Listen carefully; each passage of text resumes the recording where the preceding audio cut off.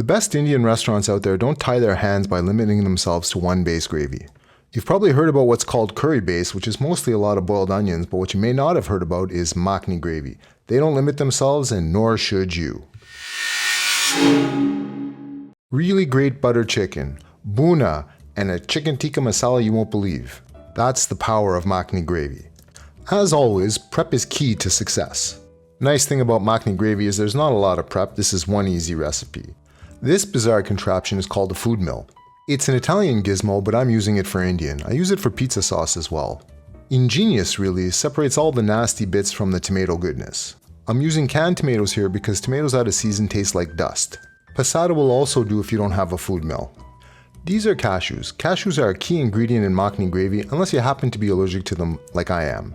This is a fork. I enjoy eating cashews about as much as I enjoy sticking a fork in my eye. These lovely things are macadamia nuts.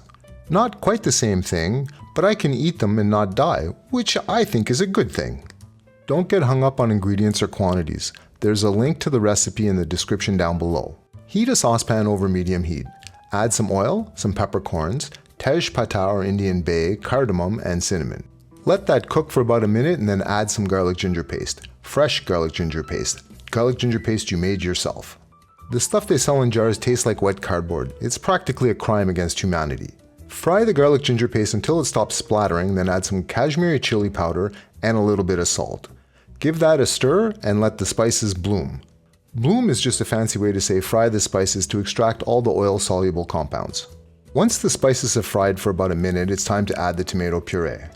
Again, if you don't have a food mill, passata will do. Toss in a couple green chilies and some cashews or macadamia nuts depending on your allergy situation. Give it a stir, cover and let it simmer for about 45 minutes.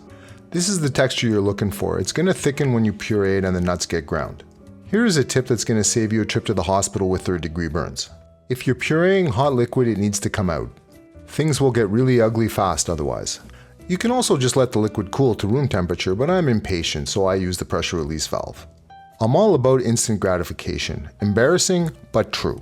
No matter what you do, you're pureeing nuts and they're going to bump around, so just be patient, start your blender slow, and gradually speed it up. You're looking for a nice smooth puree. You'll know you've arrived when the color goes from the red that you started with to this kind of creamy orangey color. At this point, the makhani gravy is 90% done. For this to be real makhani gravy, you need to add butter and heavy cream. This gravy recipe makes enough for about 4 restaurant-sized portions. I freeze it without the butter and cream, and then just add the cream and butter as required when I'm actually making the curry. And yes, I know there's 3 portions here, not 4. I lost about a portion getting all the shots for this video. And be sure to scrape off any of the makhani gravy from your ladle. No, I'm kidding, it's a joke. You don't need to do this, that's ridiculous. Once you've portioned it out, transfer it to the freezer. And that's it, makhani gravy. It's really pretty simple, but if you want to make the best possible butter chicken or chicken tikka masala you can, this is the right tool for the job. Now you know. This recipe and many more are available at glebekitchen.com. If you've enjoyed this video and you'd like to see more of them, please subscribe or give me a like, or better yet both. And remember, life's too short for bad food.